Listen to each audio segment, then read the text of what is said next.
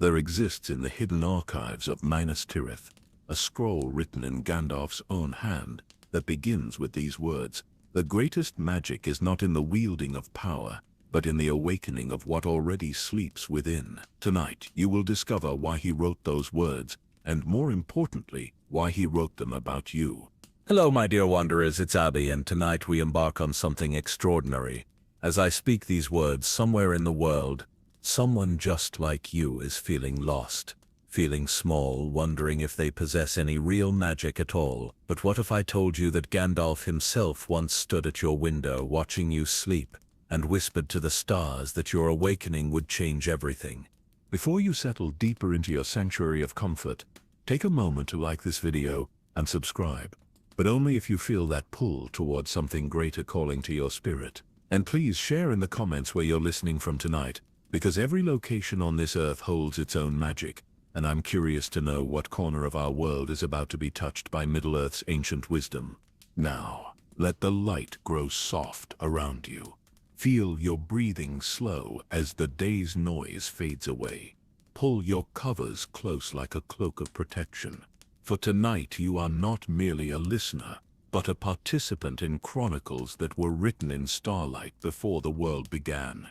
What awaits you in the next 2 hours isn't just storytelling. You're about to experience your awakening through 4 interconnected chronicles that will show you exactly what Gandalf saw when he looked into your heart. You'll discover why ordinary people like you are chosen to carry extraordinary light.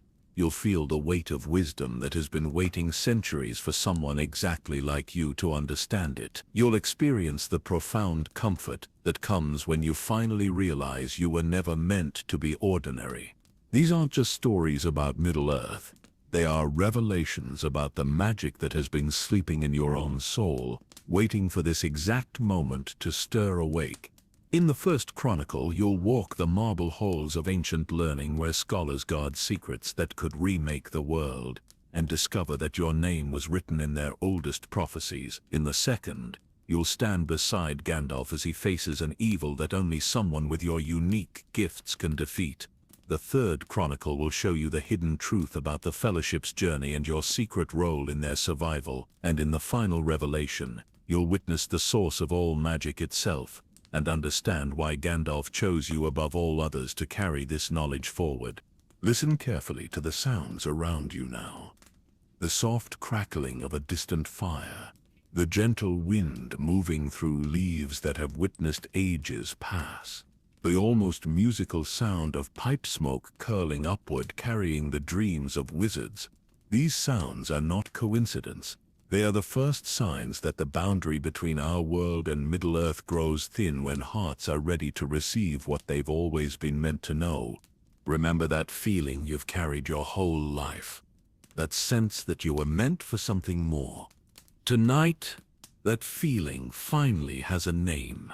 Tonight, you discover why Gandalf has been waiting for you. Your awakening begins now. Your heart races as you step through the towering gates of Minas Tirith for the first time, the white stone gleaming like captured starlight beneath the morning sun. The guard who escorts you speaks in hushed tones about the great library, how scholars come from across Middle-earth to study here, how knowledge older than kingdoms rests within its walls. But what he doesn't tell you, what he cannot know, is that you're not here by chance. The marble floors feel cool beneath your soft leather boots, each step echoing through corridors that have witnessed the rise and fall of kings. Whispered incantations drift from doorways you pass, voices speaking in tongues that make your soul stir with half-remembered melodies. The scent that fills these halls is unlike anything from your former life. Aged parchment mixed with something indefinable, something that tastes of starlight and ancient wisdom when you breathe it in. Your fingers tremble as the head librarian places your first assignment in your hands. It's heavier than it should be. This simple scroll, as if the words written upon it carry the weight of destiny itself. The task seems straightforward enough. Catalog and preserve texts from the Third Age, but as you unroll the parchment, your breath catches. There, in elegant script that seems to shimmer in the lamplight, You see references to things that make your heart pound with recognition you cannot explain. That's when you meet them, your research partner standing quietly between the towering shelves like they've been waiting for you. Their eyes hold depths that speak of years spent in study. Yet when they smile, there's something playful there, something that reminds you of pipe smoke and distant laughter. They introduce themselves simply, but when they speak of their work, their voice carries reverence. The Grey Pilgrim, they call him, and the way they say those words makes the very air around you seem to hum with power. They speak of him not as scholars speak of historical figures, but as one speaks of a beloved teacher, someone whose wisdom shaped the very foundations of their understanding. You find yourself drawn into conversations that stretch long into the evening hours, learning of a wizard whose true nature runs deeper than any tale you've ever heard. Days pass in a blur of discovery. You notice patterns in the texts that others seem to miss. Connections between events separated by centuries that form a tapestry of meaning beyond coincidence. Ancient symbols catch your eye, runes that seem familiar though you've never seen them before. Your partner watches you with growing interest as you point out these connections, their eyes lighting up with something that might be recognition. It's during one of these late-night sessions, surrounded by scrolls that chronicle the movements of the Istari, that you make the discovery that changes everything. Hidden within a text about the War of the Ring, tucked between accounts of great battles and heroic deeds, you find something that makes your blood run cold. There, written in the margin in handwriting you somehow recognize, is your name. Not just your first name, but your full name, written in letters that gleam like silver fire. Below your name, in that same elegant script, are words that make the room seem to spin around you. The one foretold, whose awakening shall herald the return of light to forgotten places. When the stars align as they did in the elder days, this soul shall find their way to halls of learning, and there shall their true education begin. Your hands shake as you show the text to your partner, expecting shock, expecting questions. Instead, they simply nod, as if they've been waiting for this moment all along. When they speak, their voice carries warmth that wraps around you like a favorite blanket. "Welcome, young scholar," they say, and their eyes twinkle like starlight. "Gandalf has been expecting you." The words hit you like a physical blow.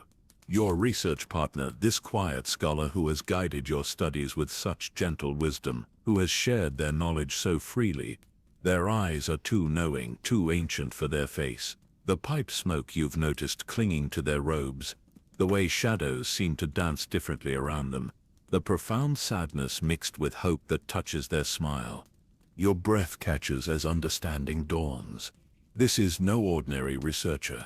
The Grey Wizard himself has been walking beside you, teaching you, preparing you for something your mind cannot yet grasp. Every conversation, every shared discovery, every moment of wonder has been part of a larger design. But how? You whisper, your voice barely audible in the vast library. How did you know I would come here? His smile deepens, and for a moment you catch a glimpse of power so vast it makes your soul tremble with awe. My dear student, he says gently, I have been watching over you far longer than you know. Your steps were guided here, not by chance, but by the same force that guides the stars in their courses. The question is not how I knew you would come, but whether you are ready for what comes next. The ancient walls around you seem to pulse with anticipation. The scrolls and tomes that line the shelves appear to lean closer, as if they too are waiting for your answer. You realize that your entire life, every choice that led you to this moment, has been building toward this revelation. Gandalf extends his hand toward a section of the library you've never noticed before, where shadows gather despite the abundance of lamplight. There are chambers beneath this place, he says softly, where the Istari once gathered in council. There are truths waiting there that will change not just how you see the world, but how you understand your place within it. Your heart pounds so hard you're certain he must hear it. This is the moment of choosing, you realize. You can turn away, Return to your simple life of cataloging texts and living safely within the boundaries of ordinary existence. Or you can follow the gray wizard into mysteries that will transform you forever. The choice feels enormous, terrifying, and utterly inevitable all at once. The revelation burns in your mind like Gandalf's staff light, illuminating truths that make your soul both soar and tremble with the weight of cosmic purpose. You cannot sleep, cannot eat, cannot focus on anything but the impossible reality that the wizard of legend has been your patient teacher, guiding your awakening with the same care he once showed to hobbits on the road to adventure. 3 days pass before you find the courage to seek him out.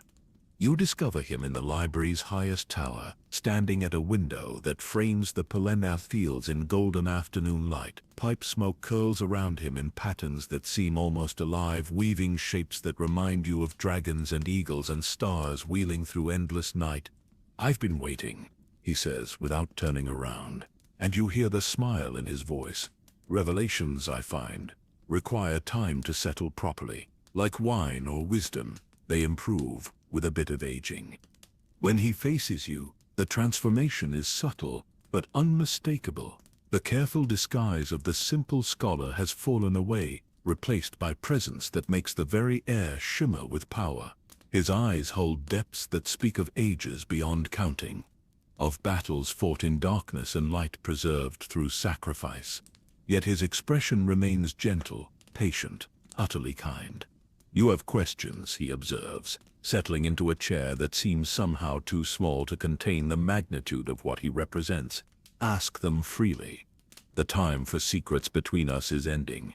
Your voice comes out as barely more than a whisper. "Why me?" His chuckle is warm, familiar, the same sound that has accompanied your late-night studies for weeks. Huh? The eternal question. Why this person? Why this moment? Why this particular thread in the great tapestry? He draws on his pipe and the smoke forms shapes that look like distant mountains. "Tell me, young scholar, when you first entered these halls, what did you feel?" You close your eyes, remembering, like I was coming home to a place I'd never been. And when you read the ancient texts, what happened? I understood things I shouldn't have known. Connections became clear that others missed. It was like remembering rather than learning. "Precisely." Gandalf leans forward, his eyes bright with approval.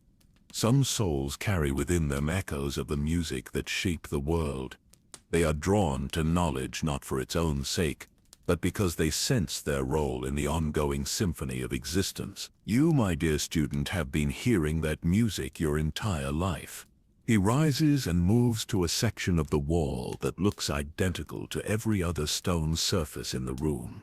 But when his hand touches a particular block, it slides away with silent grace, revealing a passage that descends into depths you cannot fathom.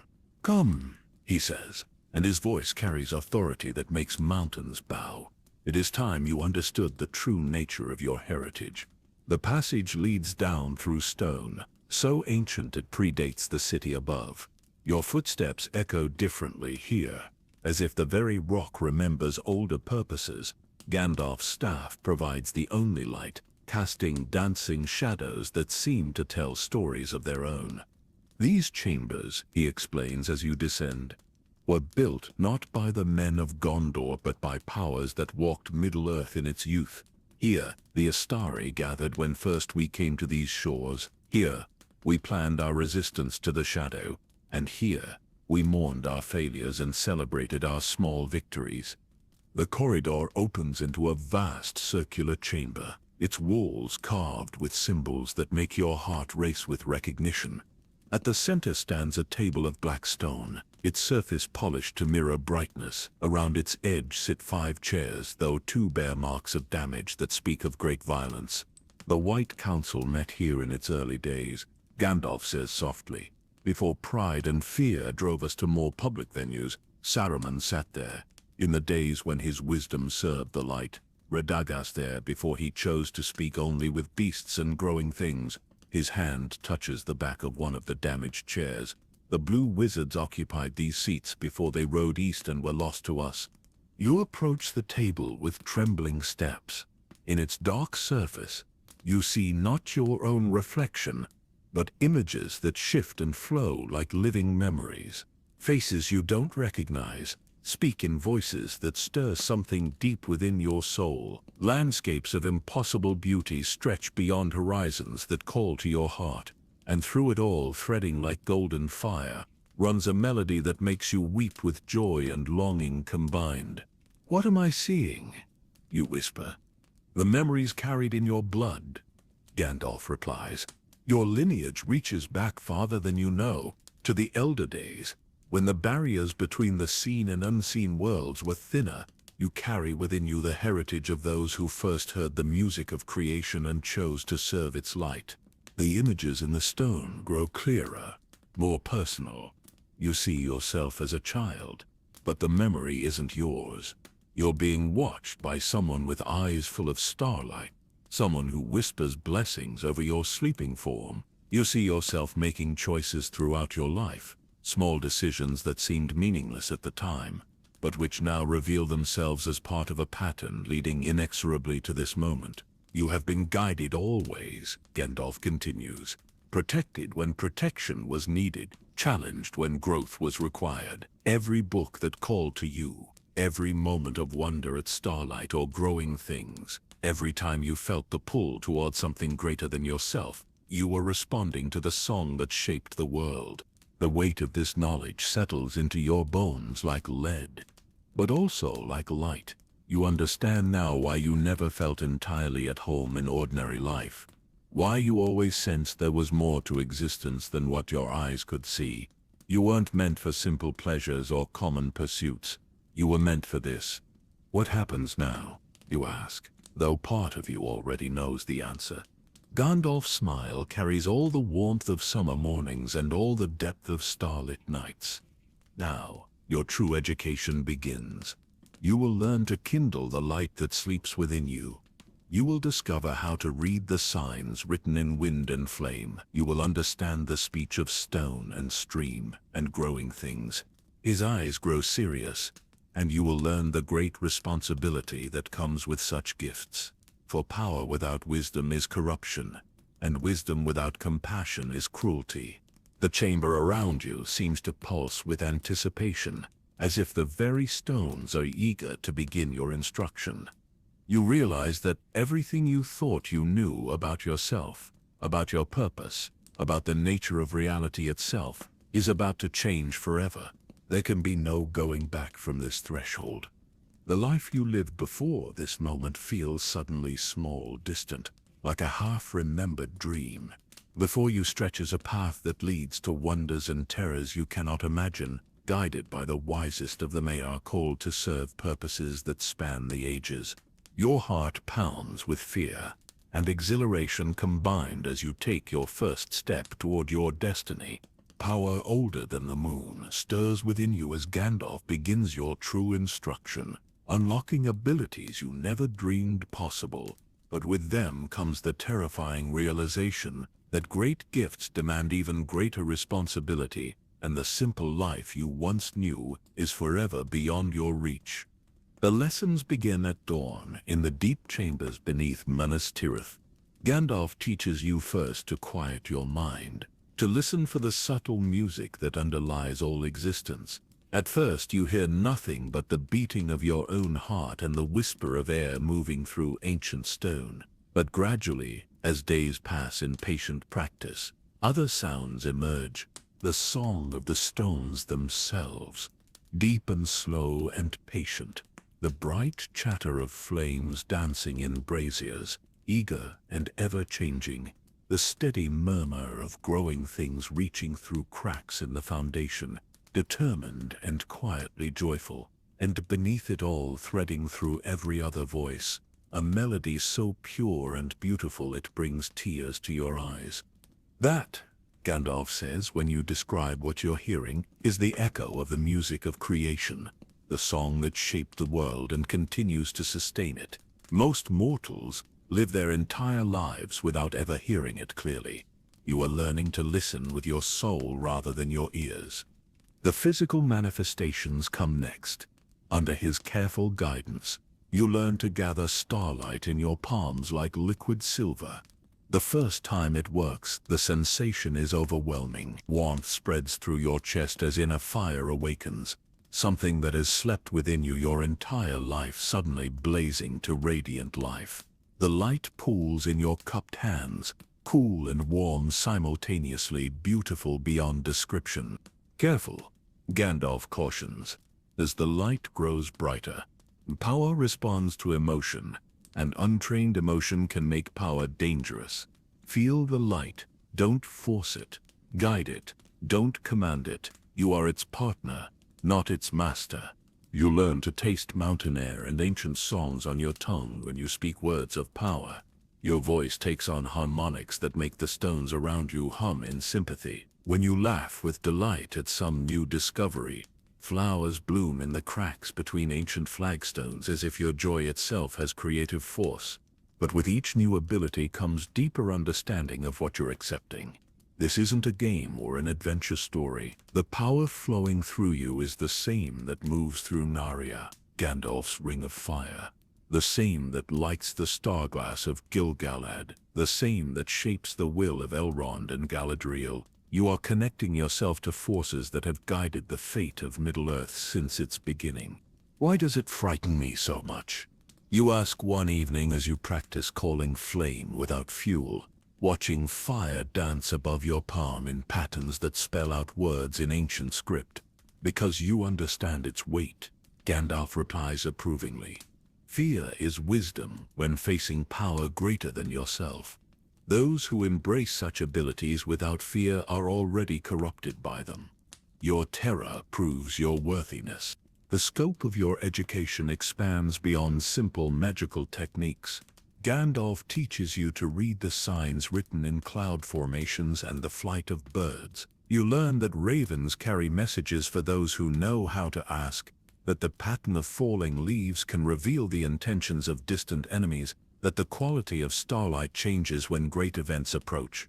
Magic, he explains as you practice interpreting the movement of smoke from his pipe, is not about imposing your will upon the world. It is about understanding the connections that already exist between all things. A true wizard doesn't force nature to obey, but learns to speak nature's own language so fluently that cooperation becomes natural. You discover that your childhood dreams were often visions, glimpses of events unfolding in distant places. That strange moment when you were 7 and knew with absolute certainty that your grandmother would visit the next day though she hadn't sent word. The night when you were 12 and woke weeping for reasons you couldn't explain, only to learn later that a great forest fire had consumed thousands of acres of woodland you'd never seen but somehow loved. Your gifts have been manifesting your entire life, Gandalf tells you. I have been watching, waiting for the moment when you would be ready to understand what they meant. That moment is now. The responsibility settles into your soul like stones into deep water. Every choice you make from now on will ripple outward in ways you cannot predict. Every word spoken with power behind it will echo through the lives of others. Every light you kindle will either illuminate the path for fellow travelers or blind them to dangers they need to see. I'm not ready for this, you whisper one night, as you sit in the chamber where the White Council once met, feeling the weight of centuries pressing down upon you. No one ever is, Gandalf replies gently. Readiness is not a prerequisite for destiny. It is something we discover in ourselves by accepting the call to serve something greater than our own comfort. His eyes twinkle with familiar warmth.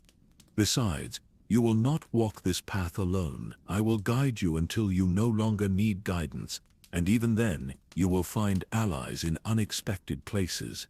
As if to prove his point, he rises and moves to a chest you hadn't noticed before, carved from wood so old it seems to hold starlight in its grain.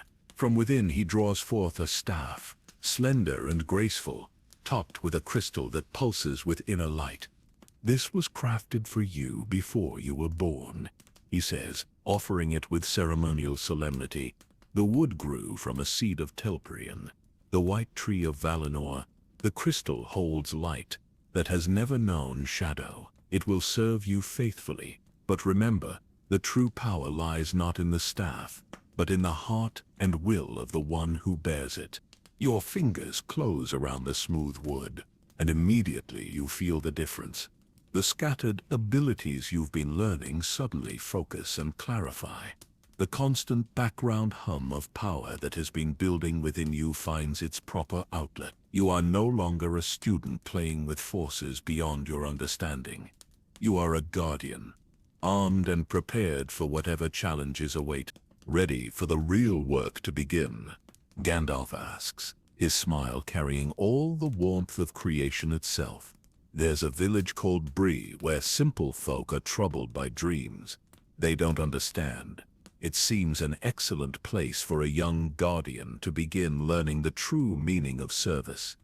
As you nod your acceptance, you realize that your transformation is complete. You are no longer the uncertain scholar who first entered these halls.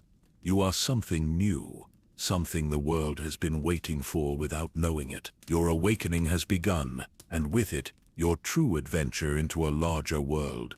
The staff hums softly in your grip, eager for the road ahead. 3 weeks after your awakening, you walk beside Gandalf along the east road toward the village of Bree, where simple folk face a darkness they don't understand and where your new abilities will be tested for the first time. The morning mist clings to rolling green hills like the breath of sleeping giants, and with each step your newly awakened senses drink in details that would have escaped you before.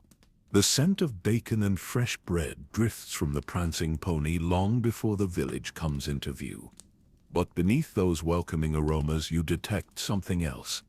Something cold and bitter that makes your staff pulse with warning light. Gandalf notices your reaction and nods approvingly.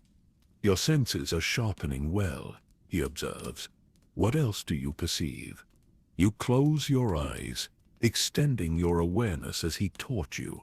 The laughter sounds forced, happy on the surface, but underneath there's fear, and the dreams. You open your eyes, meeting his gaze. Something is poisoning their dreams. The villagers of Bree greet Gandalf with the mixture of respect and nervousness that common folk reserve for wizards. To them, you appear as merely his young companion, perhaps an apprentice scholar or traveling scribe. They have no idea that power equal to their nightmares flows quietly through your veins, contained behind a facade of ordinary humanity. Borliman Butterbur, the innkeeper, wrings his hands as he describes the troubles plaguing his establishment. It's been going on for nigh on a month now. Gandalf, sir. Guests wake screaming about shadows moving where shadows shouldn't be. Children crying about voices calling them to places that ain't safe. And the dreams, oh, the dreams are the worst of it. As he speaks, you notice patterns others miss. The way certain customers avoid looking toward the old well in the village square. How conversations stop when anyone mentions the area near the Barrow Downs. The subtle signs that people are fighting an influence they can't name or understand. That evening, as you document the strange occurrences in your journal, a commotion erupts outside. A child's voice rises in terror, calling for help. You and Gandalf rush from the inn to find little Rosie Heathertoes standing in the middle of the square, her eyes wide and unseeing, walking steadily toward the old well with mechanical precision. She's asleep, her mother sobs, running alongside but afraid to touch her daughter. She won't wake up, won't hear us calling. This is the 3rd time this week. You start forward instinctively, but Gandalf's hand on your arm stops you. Watch first, he murmurs. Understanding comes before action. What do you see with your deeper sight? Focusing your awakened perception, you peer beyond the surface of the scene. Tendrils of shadow, invisible to normal eyes, writhe around the sleeping child like ghostly chains. They lead not just to the well but down into it, disappearing into depths that seem far greater than any village well should possess. There's something below, you whisper. Something old and hungry, calling to her. The child reaches the well's edge and begins to climb over the stone rim with the sure movements of someone following a familiar path. Her mother screams. The gathered villagers surge forward in panic. But before anyone can reach her, you act. Power flows through your staff as you speak a word that makes the air itself ring like a struck bell. The shadow tendrils recoil as if burned, and Rosie suddenly stumbles, her eyes clearing with confused terror. Strong hands pull her back from the well's edge as she collapses into her mother's arms, fully awake and sobbing with relief. The villagers crowd around the child, checking for injuries, praising whatever force saved her. In the confusion, no one notices the light fading from your staff or the satisfied nod Gandalf gives you. Your first real test has been passed, but both of you know this was merely a symptom of something far more dangerous. Later, when the excitement has died and the child sleeps safely in her mother's arms, you and Gandalf approach the well alone. Your staff light reveals what daylight could not show. The stones around the rim are carved with symbols that predate the village by centuries, runes that speak of binding and burial and things that should not wake. This well, Gandalf says grimly, was not built for drawing water. It was built as a seal. He traces one of the carved symbols with his finger, and it flickers briefly with answering light. Something lies beneath Bree that has slept since the elder days. Your awakening, the flowering of your power, has disturbed slumbers that were meant to last until the world's ending. The weight of responsibility settles over you like a lead cloak.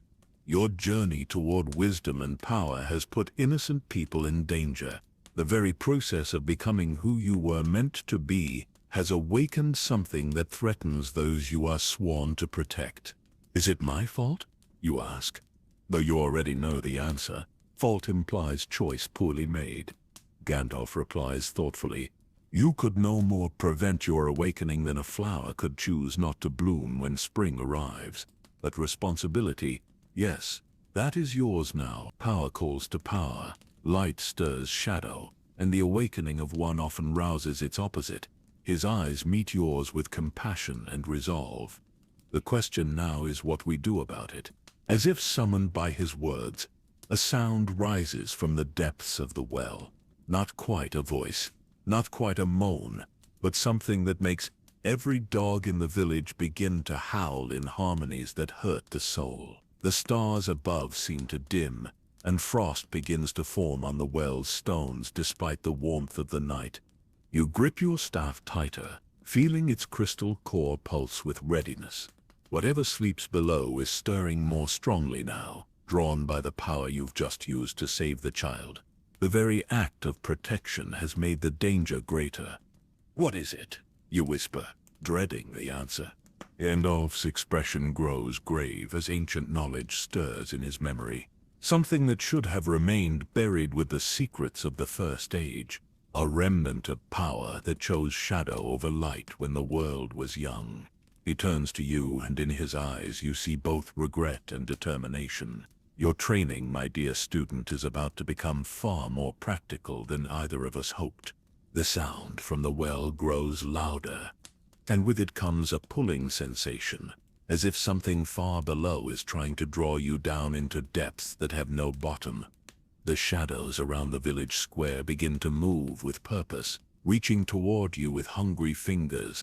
Your first real battle as a guardian is about to begin. Fear tastes like ash in your mouth, as you realize that your magical awakening has somehow disturbed slumbers that have lasted since the elder days.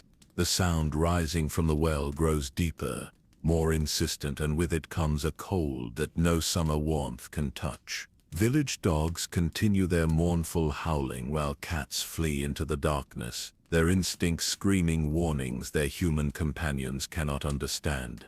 Gandalf moves with swift purpose, pulling items from his travel pack that you recognize from your lessons, but have never seen used in earnest. Salt from the shores of Valinor, herbs that grew in starlight, a vial of water that holds reflections of the two trees. His hands move in patterns that make the air itself sing with protective power.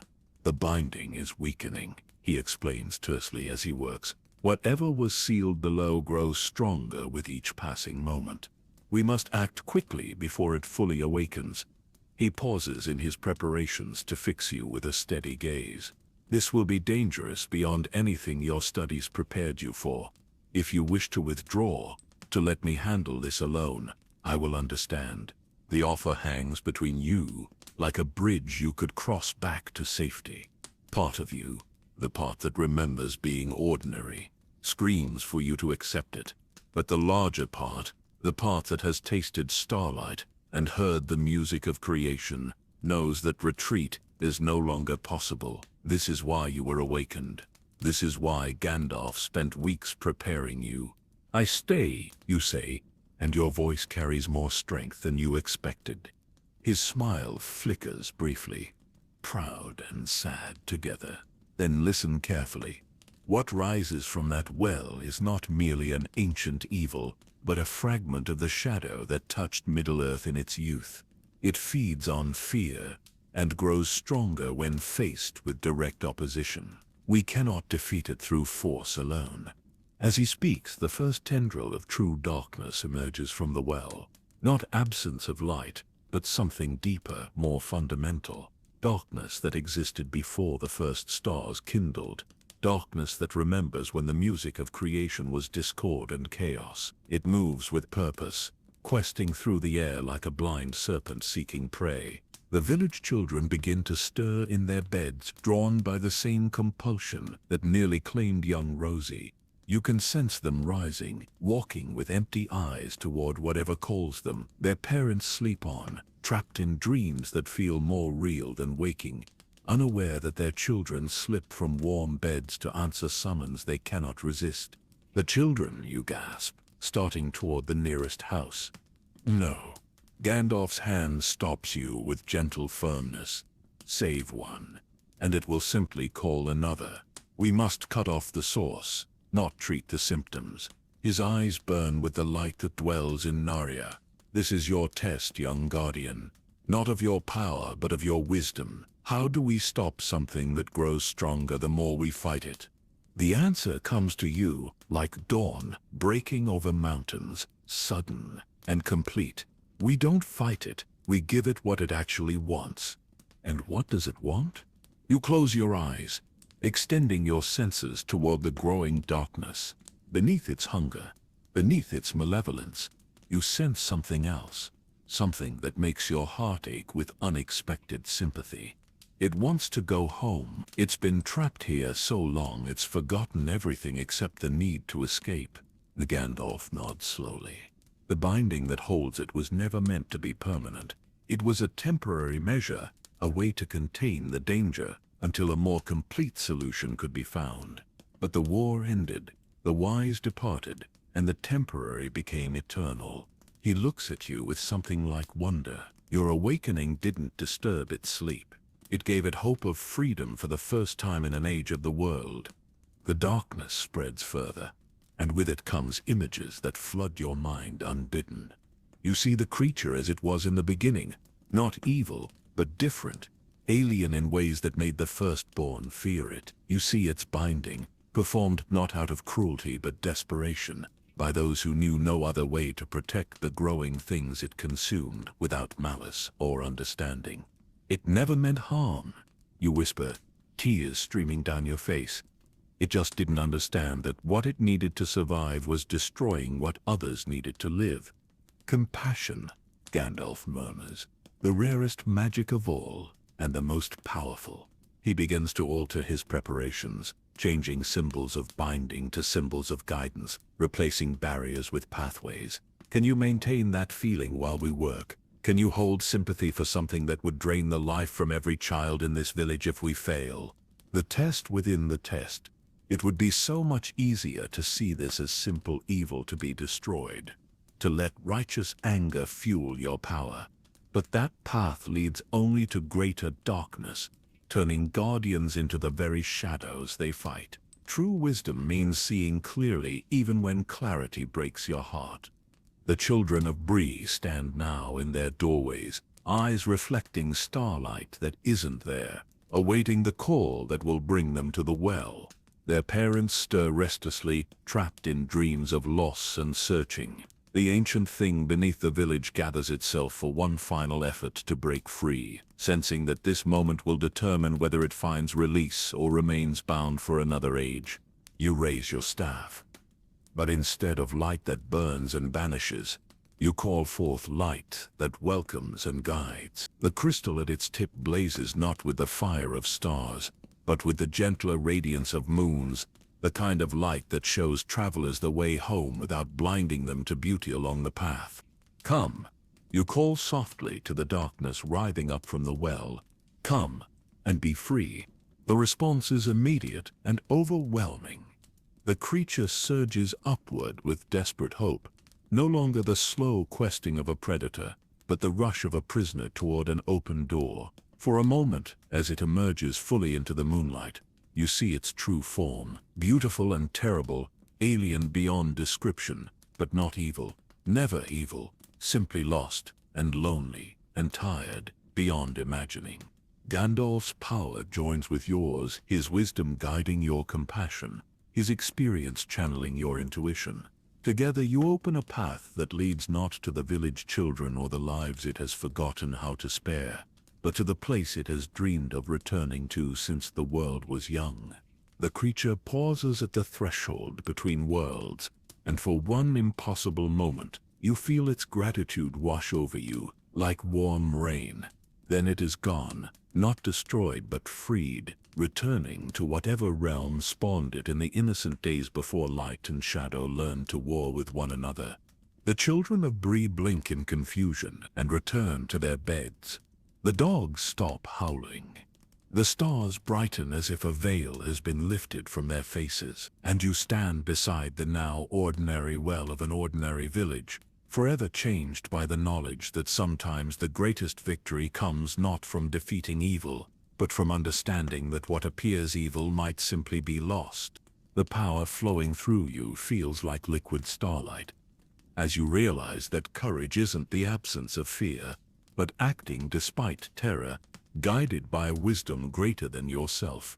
The ancient creature's departure leaves behind not emptiness, but a profound sense of completion, as if a wound in the world itself has finally healed.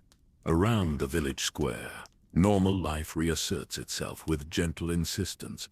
Children who moments before walked with empty eyes now sleep peacefully in their beds, dreams filled with sunshine and growing things instead of hungry shadows. Parents who tossed restlessly in nightmares of loss now rest deeply, their faces smooth with contentment they haven't known for weeks.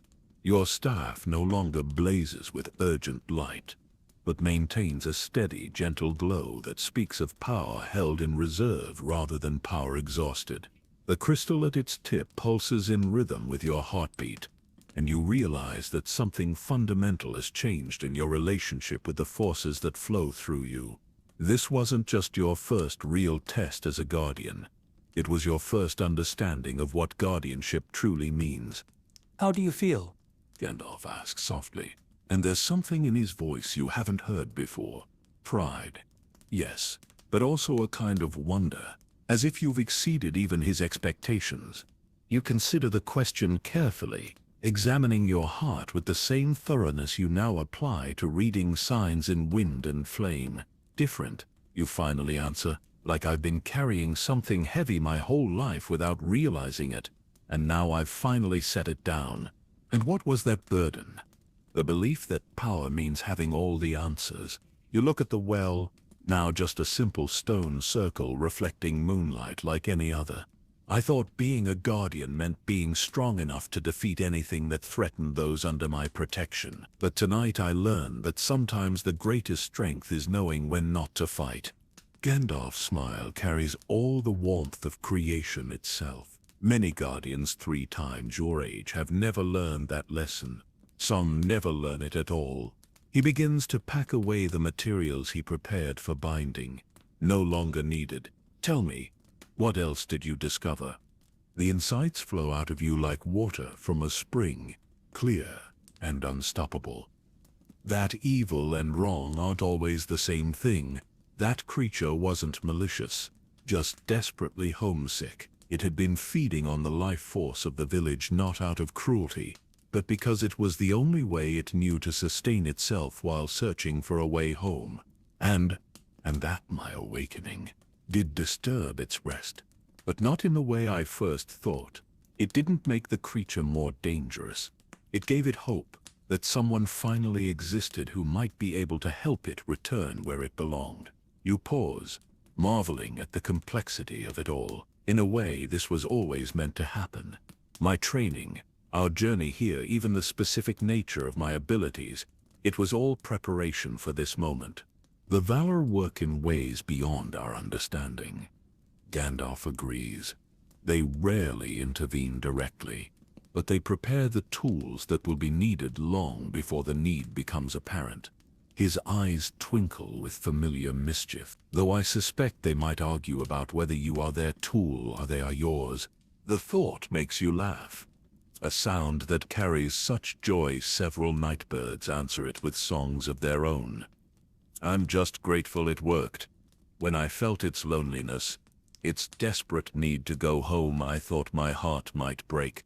Compassion is the most dangerous gift a guardian can possess. Gandalf says seriously, it leaves you vulnerable to manipulation, open to being deceived by enemies who would use your mercy against you, but it is also the most necessary gift, because without it guardians become the very darkness they were meant to stand against. As if to prove his point, Barliman Butterbur emerges from the prancing pony, rubbing sleep from his eyes, and looking around the square with confusion. Strangest thing, he mutters, approaching you and Gandalf. I could have sworn I heard commotion out here, but everyone seems to be sleeping peacefully now. He peers at the well, and the dreams, the terrible dreams that have been plaguing my guests. They've stopped, can feel it in the air, if you know what I mean, like a storm, finally passing. Sometimes, Gandalf says with perfect innocence, the solution to a problem is simpler than it appears. Perhaps your guests needed nothing more than the knowledge that someone was watching over them. The innkeeper nods vigorously. Aye, that makes sense. Having a wizard in residence does tend to make folk feel safer. He beams at both of you. Well, whatever you did, you have my gratitude. And no charge for your rooms, not tonight or any night you choose to stay in Bree. After he returns to the inn, you and Gandalf sit on the edge of the well, no longer a portal to ancient dangers, but simply a place to rest and reflect. The night air carries the scent of flowers and fresh bread, of horses in stables and smoke from dying hearth fires. Normal smells of a normal village where normal people sleep safely in their beds. Is it always like this? You ask. This feeling of completion mixed with exhaustion, mixed with wonder.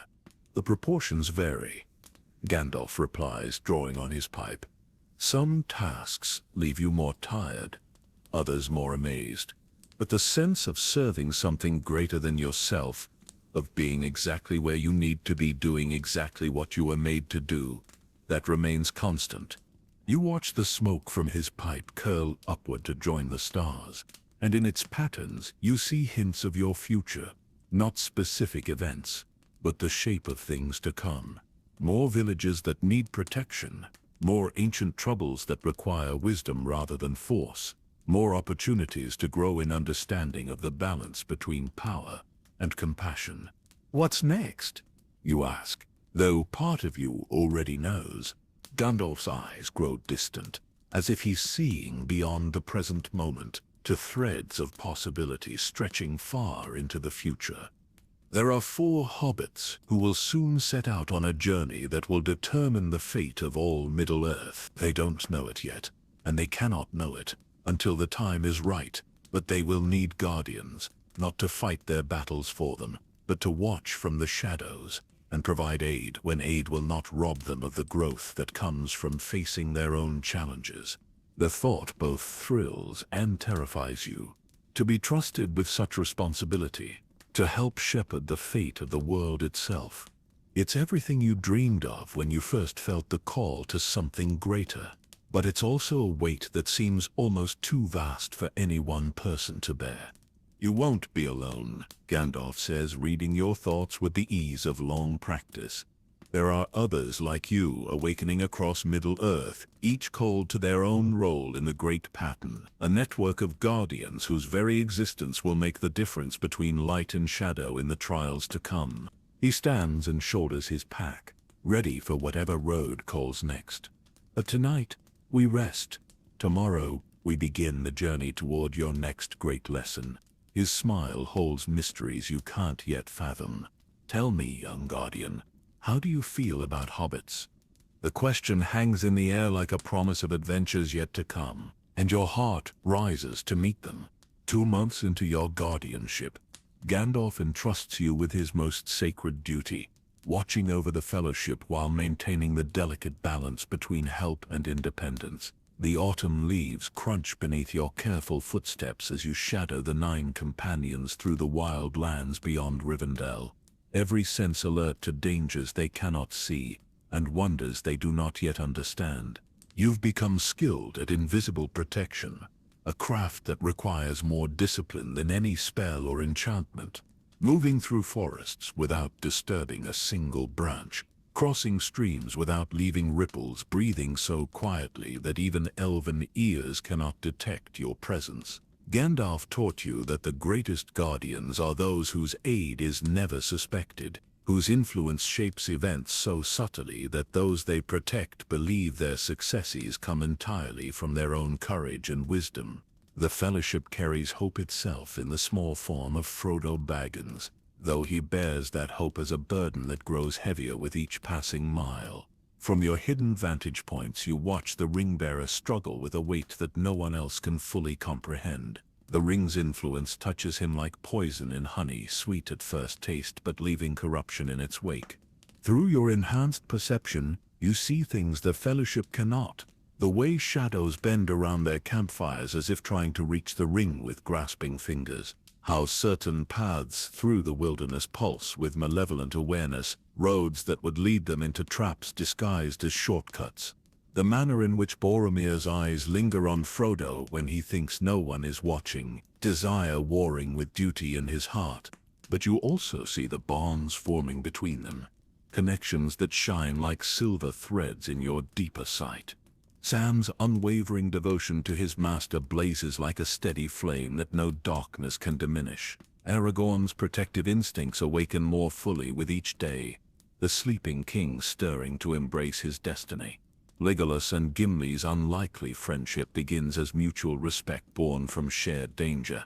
Gandalf moves among them with the perfect balance of guidance and restraint, offering wisdom when asked but never forcing his will upon their choices. Watching him, you understand that true mentorship means trusting your students to find their own strength, even when you have the power to spare them from struggle. Observe how each member contributes differently to the whole. Gandalf had instructed before sending you to your shadowing position. Frodo carries the burden, but Sam carries Frodo. Aragorn leads, but Boromir questions. Legolas sees far, but Gimli sees deep. Each hobbit brings a different aspect of courage. Learn from their example, for someday you may need to inspire such unity in others. Your heart races as you glimpse the ring, during a moment when Frodo adjusts the chain around his neck. Even from a distance, through layers of concealment and protection, its terrible beauty makes your soul recoil. This is the Master Ring, the golden circle that bent the will of kings and toppled kingdoms. Power, absolute and absolutely corrupting, yet carried by the most unlikely of heroes with a strength that defies all logic. The weight of what you're protecting settles over you, like a mantle of stars. These 9 travelers don't just carry the fate of Middle-earth in their company, they carry the hopes of everyone you've learned to love, every village you've protected, every child whose dreams you've guarded, every ordinary person living their ordinary life in the assumption that tomorrow will come. Their futures rest in the success or failure of this desperate journey. As evening approaches and the Fellowship prepares to make camp, you notice something that freezes your blood. A 9th figure moving through the rocks above their position, one the Fellowship hasn't detected. Your hand instinctively moves to your staff, as training wars with instructions. Gandalf's words echo in your memory. Sometimes the greatest wisdom is trusting others to face their own trials. The figure resolves into clarity as it moves closer, not an orc or servant of the enemy, but something far more dangerous. A man, or what was once a man, moving with predatory grace and eyes that reflect starlight like a beast's. One of the rangers gone wrong perhaps, or a Dunedain who chose the wrong master. He carries weapons meant for silent killing and watches the fellowship with the patience of a hunter who knows exactly when to strike. Your heart pounds as you realize the moral complexity of your position. You have the power to eliminate this threat before it can endanger the ring-bearer, but doing so might rob the fellowship of a growth experience they need. Alternatively, you could warn them, but that would reveal your presence and potentially change the dynamics that must develop naturally between them. The assassin begins his descent toward the fellowship's camp, moving with lethal purpose. In minutes he'll be close enough to strike. Frodo sits by the fire, completely unaware of the death creeping toward him through the rocks. Sam busies himself with preparing their evening meal. Aragorn examines his sword by firelight, but his attention is focused inward, not on their surroundings. The moment of decision arrives like a sword stroke, sharp and unavoidable. Every instinct screams for action. Every fiber of your guardian training demands that you protect the innocent, but Gandalf's deeper wisdom whispers that some lessons can only be learned through trial, that the fellowship must discover their own capacity for vigilance and mutual protection. You watch, muscles coiled for action, as the assassin reaches optimal striking distance. His blade catches the reflection of their fire as he draws it from its sheath. Time seems to slow as he prepares to lunge. Then Legolas's head snaps up, elven senses finally detecting what human perception missed. His bow appears in his hands as if by magic, arrow nocked and drawn in one fluid motion. The assassin, realizing he's been spotted, abandons stealth for speed and charges directly at Frodo. What follows unfolds with the choreographed precision of a dance rehearsed in dreams. Aragorn's sword clears its scabbard as he throws himself between the attacker and the ring-bearer. Boromir's horn blast shatters the night air as he calls for aid while engaging a second assassin. You hadn't noticed. The hobbits scatter with well-drilled efficiency while Sam places himself firmly at Frodo's side, his own blade ready despite his terror. The battle is brief but intense, ending with 2 dead men and a fellowship that has learned they are not as safe as they believed. As they examine the bodies and discuss what the attack might mean, you remain hidden in the shadows, proud of their response and humbled by the trust Gandalf has placed in your judgment. The Fellowship has passed its first real test, and you have passed yours. Sometimes the greatest protection is knowing when not to intervene, trusting those you guard to find their own strength when strength is needed most. Your heart breaks as you follow Gandalf into the darkness of Moria, knowing what awaits but powerless to change the fate that must unfold. The weight of prophetic knowledge sits like lead in your chest as you watch him guide the Fellowship through decisions that feel inevitable yet filled with terrible consequence.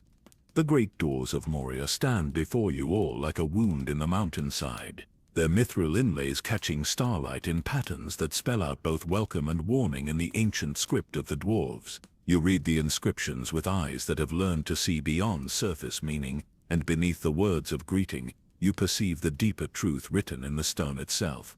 This is a tomb now, not a city, a monument to ambition that delved too greedily and too deep.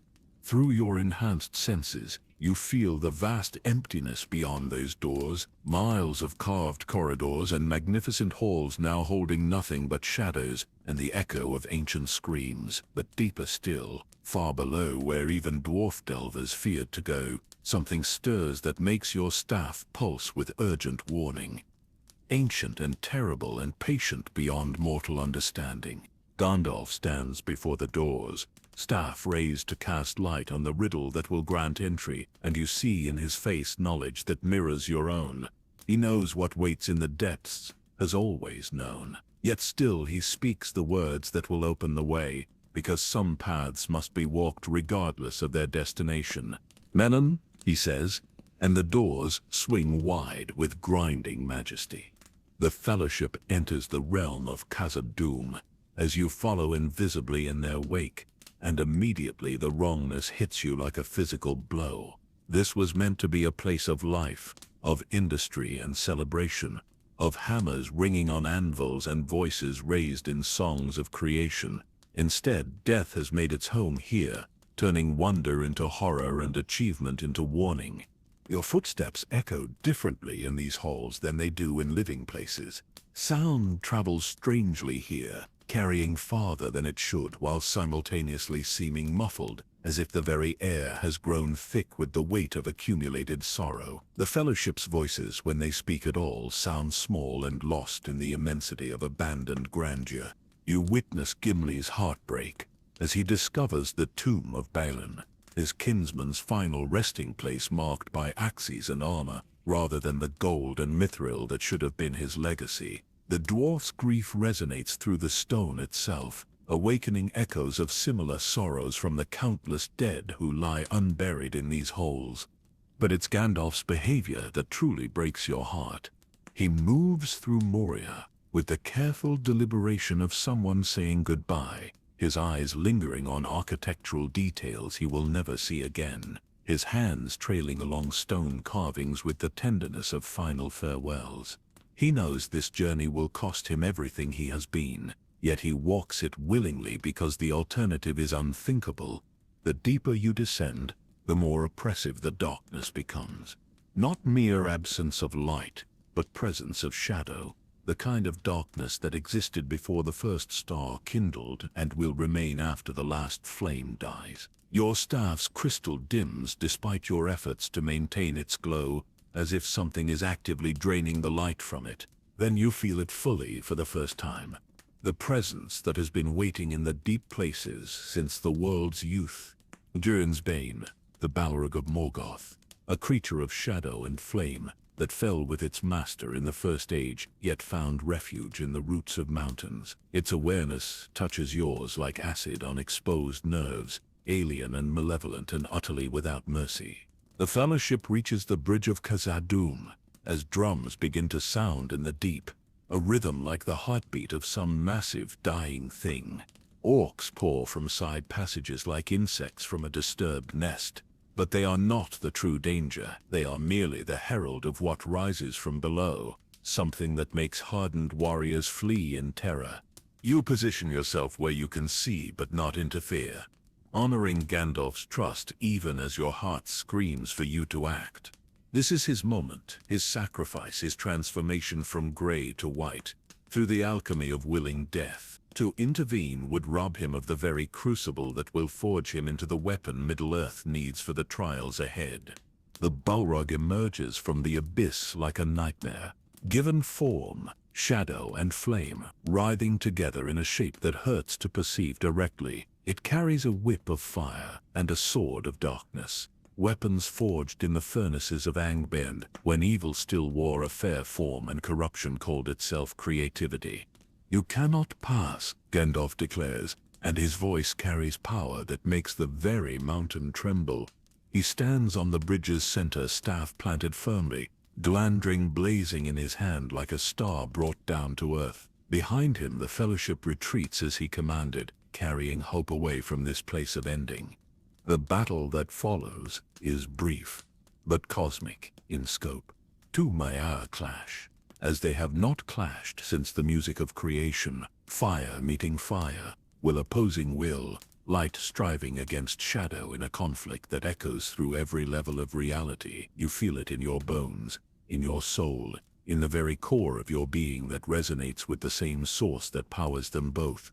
Gandalf breaks the bridge with word and will, sending the Balrog tumbling into the abyss. For one brilliant moment, it seems the victory is complete, the sacrifice unnecessary. Then the creature's whip lashes out, catching the wizard around the knees, dragging him toward the edge with the inexorable pull of gravity and spite. Your staff erupts with involuntary light as emotion overwhelms training. The Fellowship turns toward your hidden position. Distraction, breaking their focus at the worst possible moment. In that split second of inattention, you see the consequences of your failure cascading through possibility. Legolas's arrow goes wide of an approaching orc. Boromir, turning to look for the source of the light, leaves his guard down. A blade meant for your teacher's heart finds instead the flesh of one sworn to protect him. The choice arrives like lightning, demanding decision faster than thought. Maintain your secret vigil and watch Boromir fall, or reveal yourself to save him and change everything that must follow. Your grip tightens on your staff as you realize that sometimes guardianship means accepting consequences that tear your soul apart. Time fractures around you as you make your choice, the weight of it settling into your bones like the roots of mountains. Whatever you decide in this moment will echo through the fate of Middle-earth itself, rippling forward through events you cannot see to conclusions you cannot imagine. The light from your staff flickers as you face the hardest lesson any guardian must learn, that love sometimes requires letting others pay prices you have the power to spare them. Standing at the crossroads of fate, you finally understand what Gandalf meant about the hardest choices. Sometimes, love means letting others find their own strength through loss, even when you have the power to prevent that loss entirely. The light from your staff wavers as your heart breaks with the weight of wisdom too terrible to bear. In the space between heartbeats, you see all possible futures spreading before you like branches of an infinite tree. Save Boromir now, and he never learns the humility that will make him sacrifice himself for Merry and Pippin at Amon Hen. Prevent Gandalf's fall, and he never transforms into the white wizard who can stand against Saruman. Interfere with any of the painful necessities ahead, and the Fellowship's strength becomes their weakness, their unity becomes dependence. Your staff's light dies to a whisper, as you make the choice that will haunt your dreams for ages to come. You remain hidden. You let Boromir take the blade meant for his heart, though it strikes his shoulder instead, a wound that will remind him always of the price of distraction. You watch Gandalf fall with the Balrog into darkness that has no bottom, carrying with him pieces of your own heart. "Fly, you fools!" His voice echoes from the abyss, and the Fellowship obeys, fleeing through passages that collapse behind them as the mountain shudders with the impact of gods at war in its depths. You follow them invisibly, tears freezing on your cheeks as you taste the full bitterness of responsibility. The company emerges into daylight that feels like mockery after the darkness they've escaped. Boromir clutches his wounded shoulder, his pride injured more than his flesh, while the hobbits weep openly for the wizard they believe lost forever. Aragorn's face shows nothing, but you see how his hands shake as he tends the wounded man's hurt, how his eyes keep turning back toward the mountain, as if willing it to return what it has taken. For 3 days you shadow their grief-stricken journey through Lothlorien, watching them struggle with loss that feels like defeat. They move like sleepwalkers, going through the motions of travel and survival while their hearts remain in the darkness beneath Moria. Leadership falls to Aragorn by default, but he wears it like an ill-fitting cloak, uncertain and reluctant. It's Sam who holds them together, quiet Sam, whose love for Frodo burns like an unquenchable flame. He tends the ring-bearer's deepening despair with the same patient care he once gave to his garden, knowing somehow that growth requires both sunshine and rain, joy and sorrow in their proper seasons. You want to comfort them, to ease their pain with whispered words of hope, to tell them that Gandalf's sacrifice is transformation rather than ending. But that knowledge belongs to the future, not the present. They must walk through this valley of shadows with only their own courage for light, must discover that they are stronger than they believed when stripped of the wisdom they had come to depend upon. On the 4th day, as you rest in a grove of Melian trees whose golden leaves sing lullabies older than kingdoms, you feel it. A warmth touches your mind like sunlight breaking through storm clouds, familiar and beloved and impossible. "Weep not, dear student," comes Gandalf's voice, not heard but felt, resonating through the connection forged in the halls beneath Minas Tirith. "For death is but another path, one we all must take. The grey rain curtain of this world rolls back, and all turns to silver glass. Then you see it. Your tears become tears of wonder, as you sense his transformation beginning. the fire of his sacrifice burning away everything that was merely gray to reveal the white that always existed beneath. He is not lost but reforged, not dead but reborn, not defeated but elevated to power that can stand against the strongest servants of the enemy. Watch over them a little longer.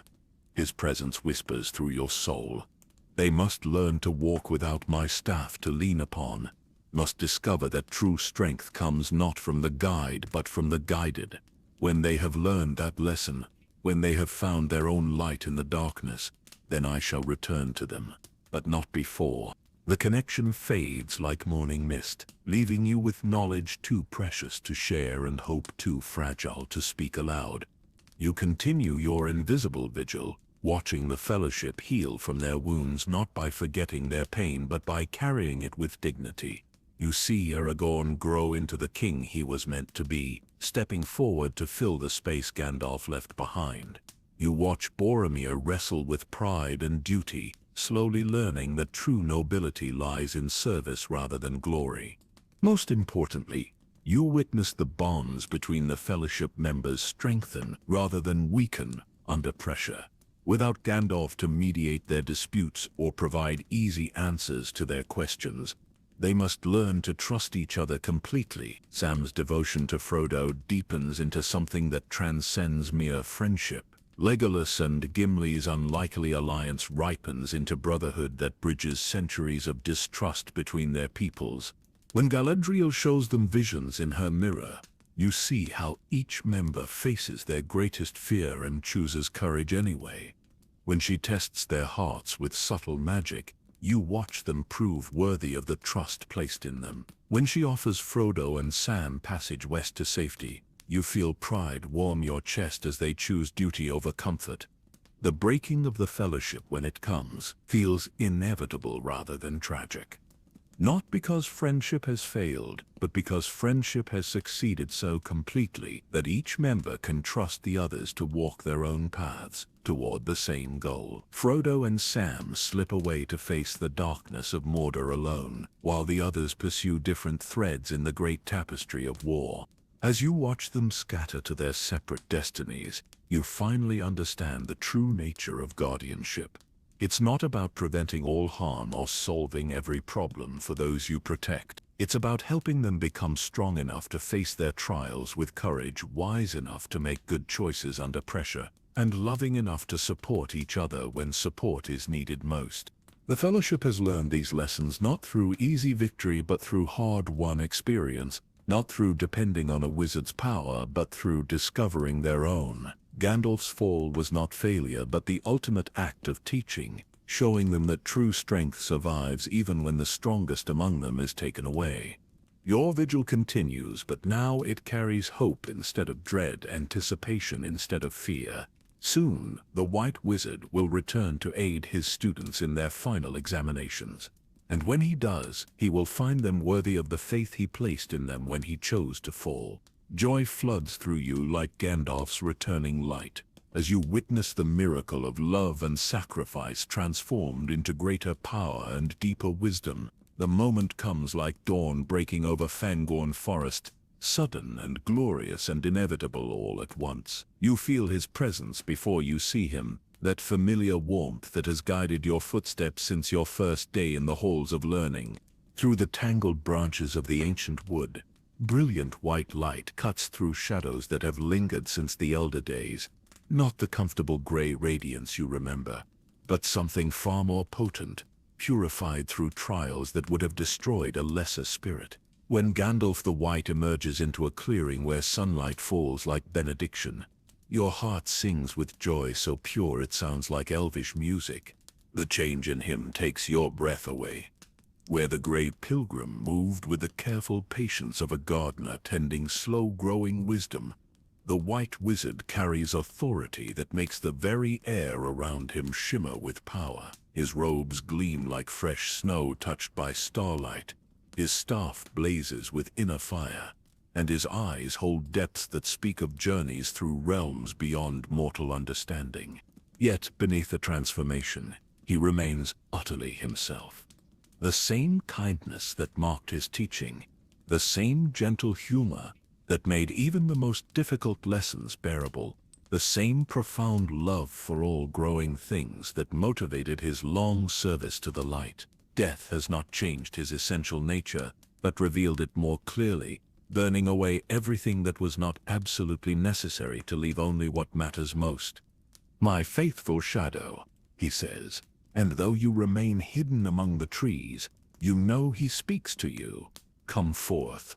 The time for hiding is ended."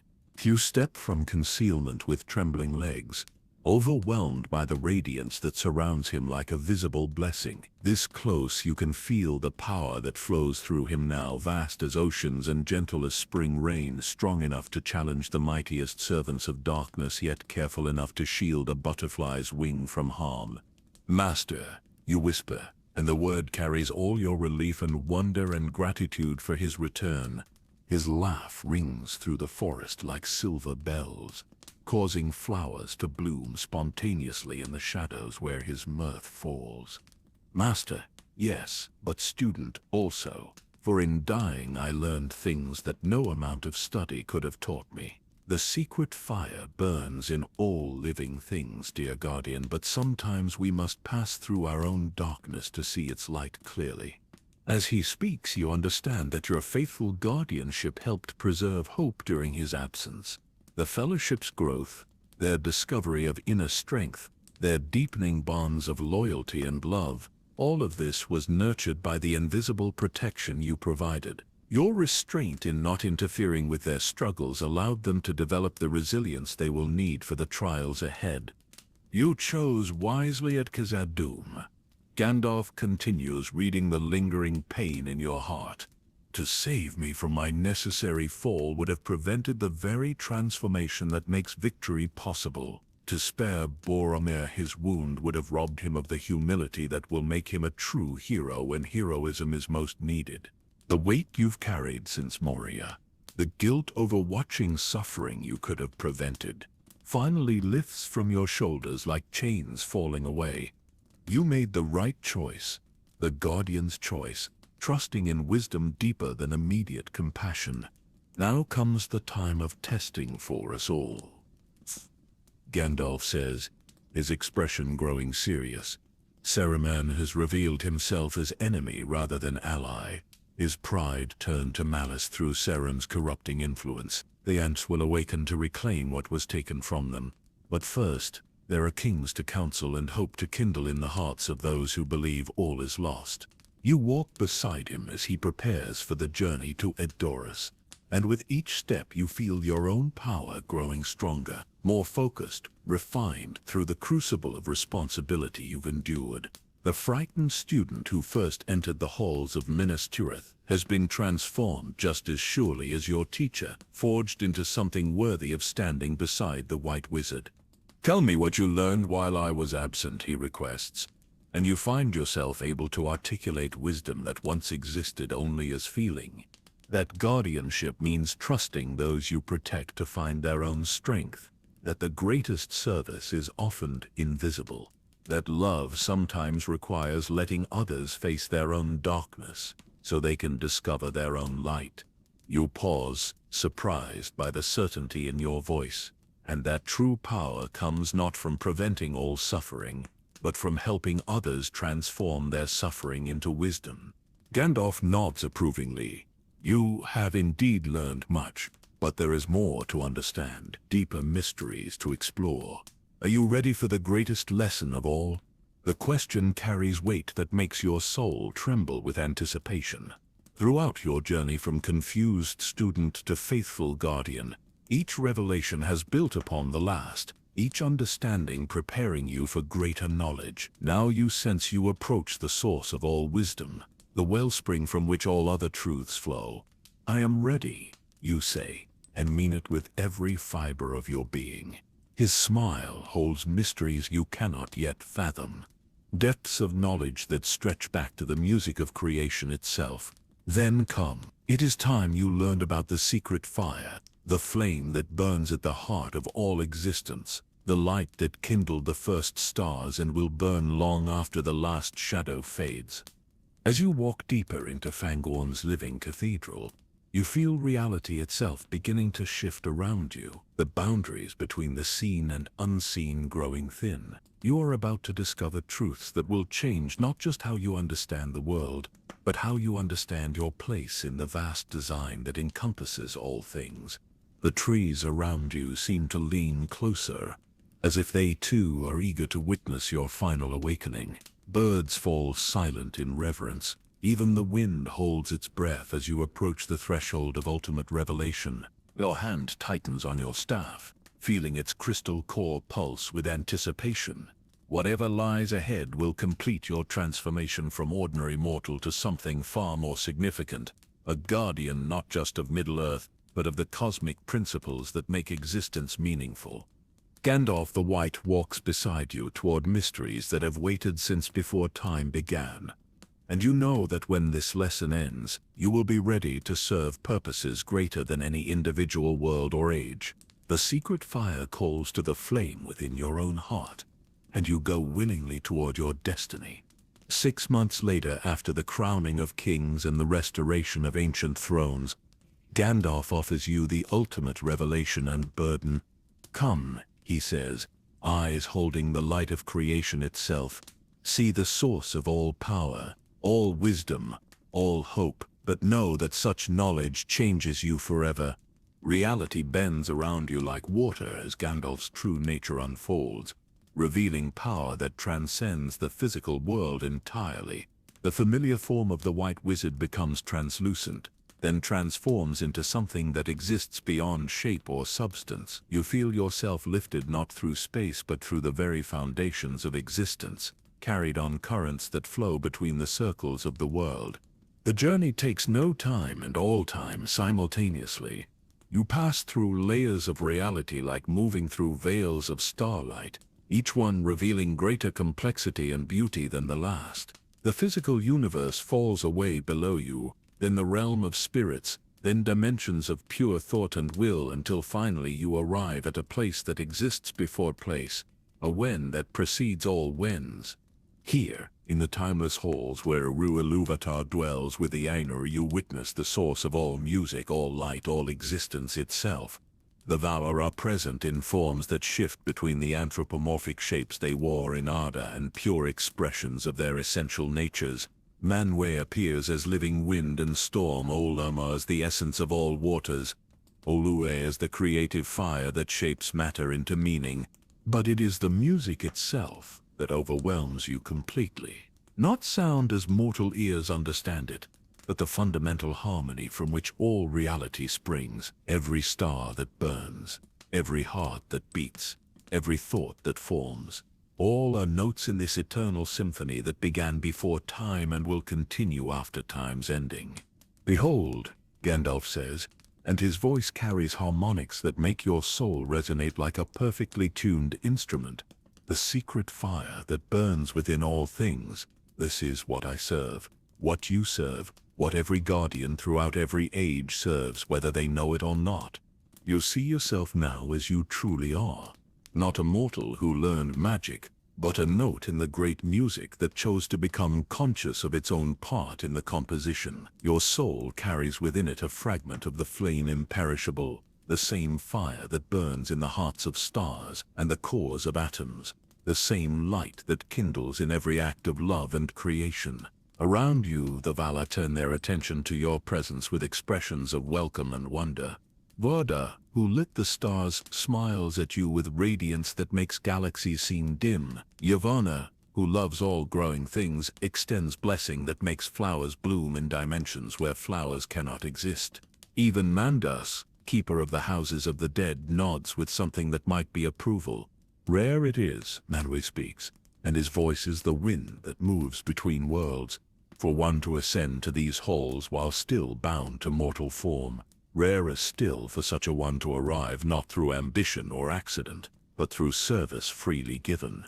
You understand now why your awakening felt like coming home, why your first taste of magic seemed like remembering rather than learning. You are not separate from the cosmic order, but part of it, a fragment of divine purpose that chose to incarnate in physical form so it could serve the light from within creation rather than from beyond it. Every guardian faces this choice.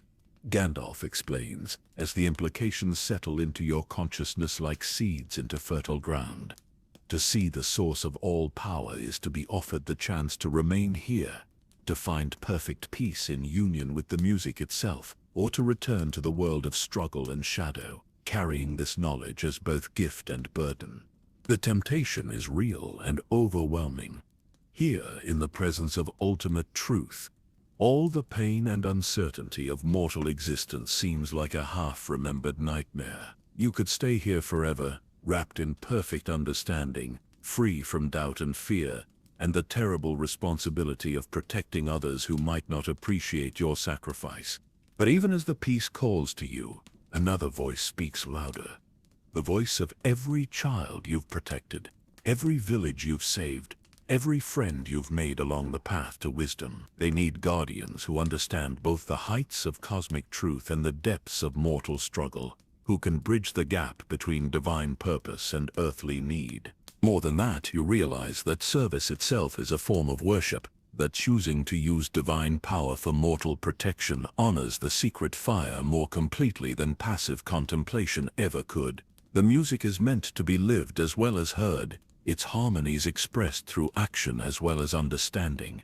I see your heart.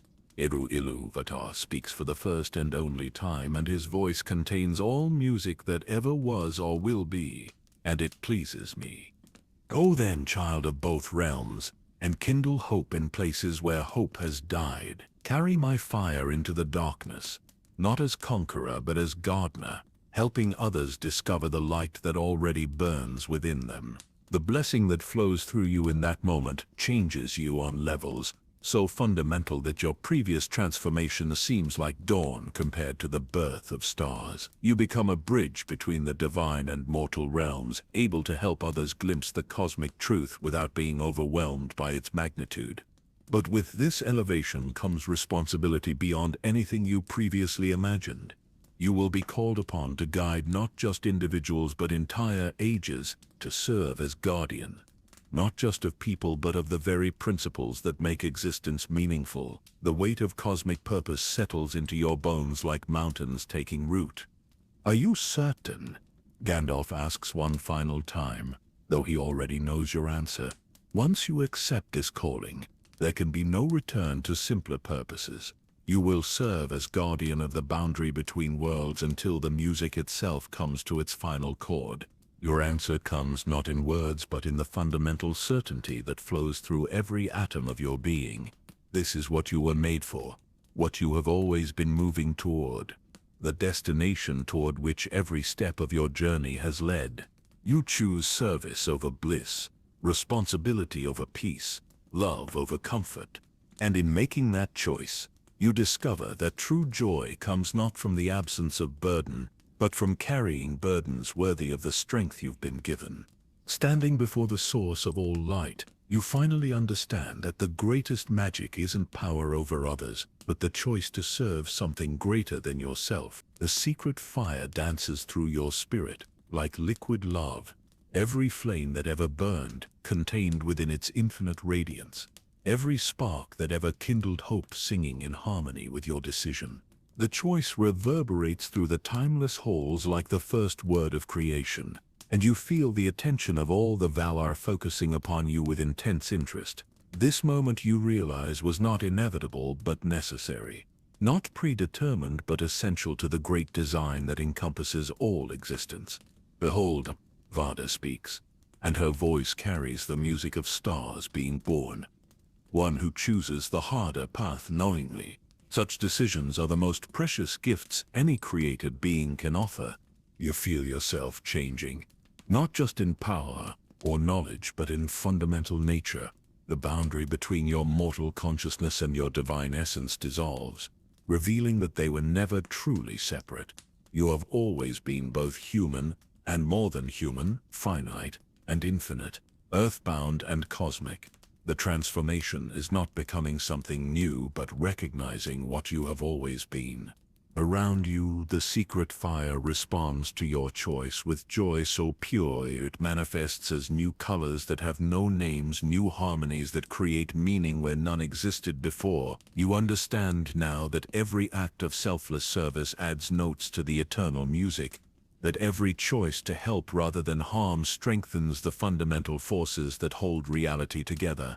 You will be lonely, Olmo warns gently, his voice carrying the wisdom of deep oceans. To serve as bridge between worlds means belonging fully to neither. Mortals will see you as too distant, while immortals may find you too attached to temporal concerns. But you will never be alone, Yavanna adds, her blessing making flowers bloom in your wake, even here in realms beyond physicality. For you carry within yourself all those you have served, and all those you will serve. Their love becomes part of your being, their gratitude a source of strength that never fails. Gandalf watches with pride that warms your heart like summer sunlight. As you accept the full weight of your destiny, you have surpassed even my hopes, he says softly. I brought you here as student, but you leave as teacher. The ages ahead will know guardians, because you chose to become one who creates guardians rather than merely serving as guardian yourself. The implications unfold in your consciousness, like infinite flowers blooming simultaneously. You will not merely protect the innocent, but train others to join in that protection. You will not simply serve the light, but kindle new lights in hearts that have forgotten how to hope. Your influence will ripple forward through generations, each student you train going forth to teach others, creating an ever-expanding network of guardians who understand their cosmic purpose. Show them the choice. Iluvatar speaks again, and his words become part of your essential nature. In every age, in every land, there are those who feel the call to something greater, but do not know how to answer. Be the bridge that helps them cross from ordinary existence to extraordinary purpose. You see now the full scope of what awaits you.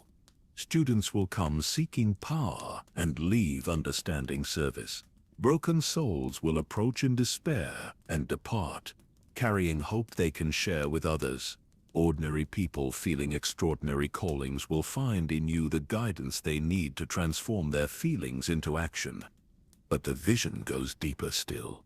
You see yourself across centuries and millennia, appearing to those who need wisdom at exactly the moment when wisdom can transform their despair into determination. Sometimes you will be teacher, sometimes friend, sometimes the stranger who appears just long enough to offer the perfect word or gesture that changes everything.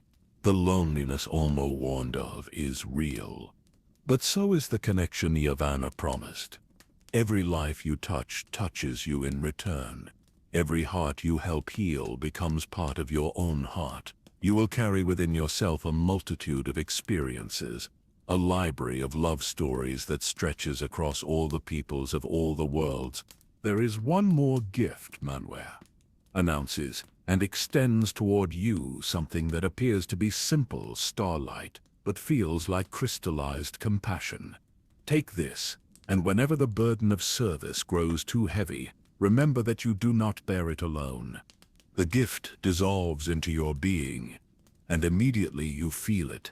The connection to every other guardian who has ever made this choice.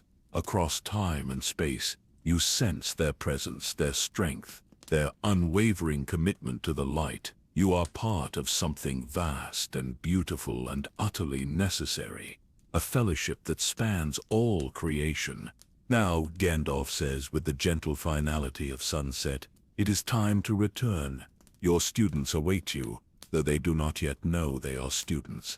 The journey back feels different from your ascent. Instead of being carried by external power, you move through your own will, guided by purpose that has become as natural as breathing. The layers of reality part before you like curtains being drawn aside, each transition bringing you closer to the world where your work will unfold. As the physical universe takes shape around you once more, you find yourself changed in ways both subtle and profound. Your appearance remains recognizably yourself, but your eyes now hold depths that speak of cosmic knowledge. and your presence carries a peace that calms hearts without conscious effort. Your staff, when it materializes in your hand, has been transformed as well. The crystal at its tip now contains actual starlight, light that has witnessed the birth of galaxies and will endure until the last star dies. But more importantly, it resonates with the same frequency as hope itself, making it a beacon that lost souls can follow home. You stand in a garden where morning light filters through leaves that seem to whisper encouragement, and you know without being told that this is where your teaching will begin. Students will find their way here, drawn by dreams they cannot explain and longings they cannot name. They will arrive thinking they seek power and discover they were meant to find purpose.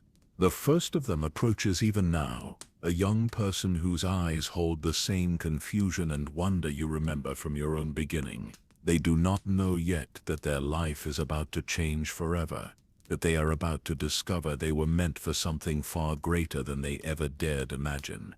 You smile and prepare to offer the same gift Gandalf once gave you, the recognition that magic begins not with spells or staffs, but with a willingness to serve something larger than your own comfort. Your greatest teaching begins with those simple words that will echo through all their days ahead.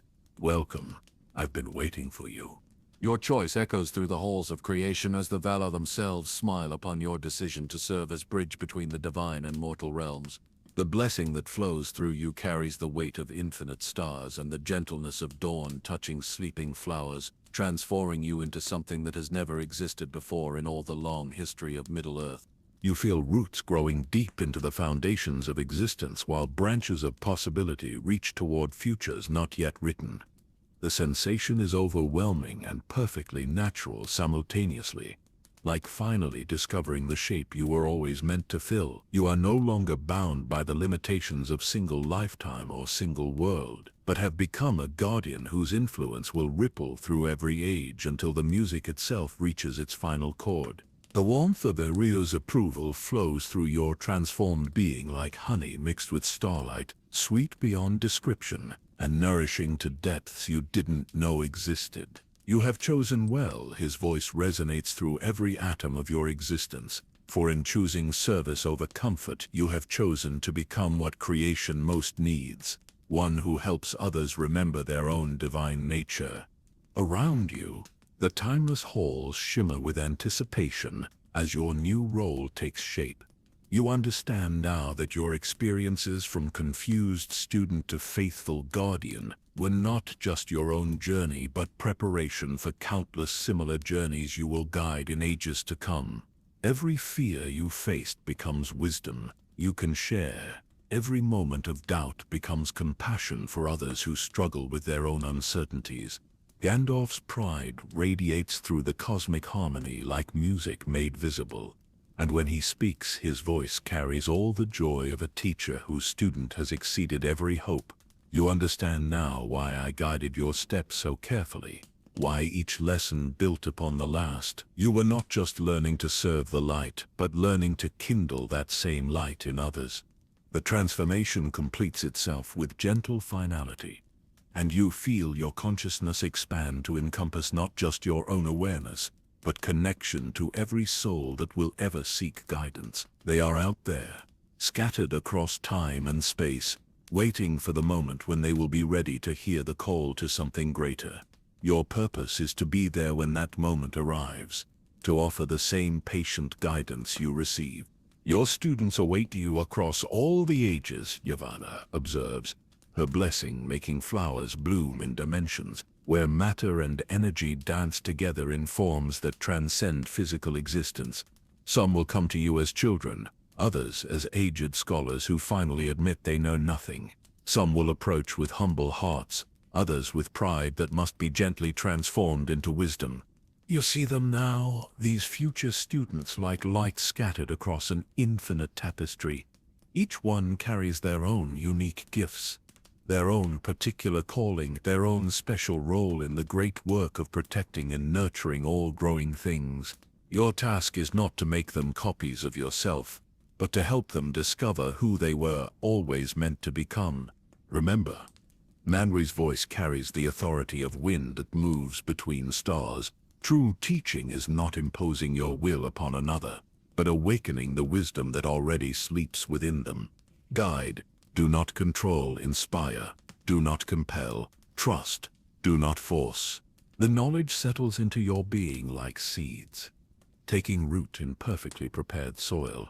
You will appear to your students in whatever form they need most.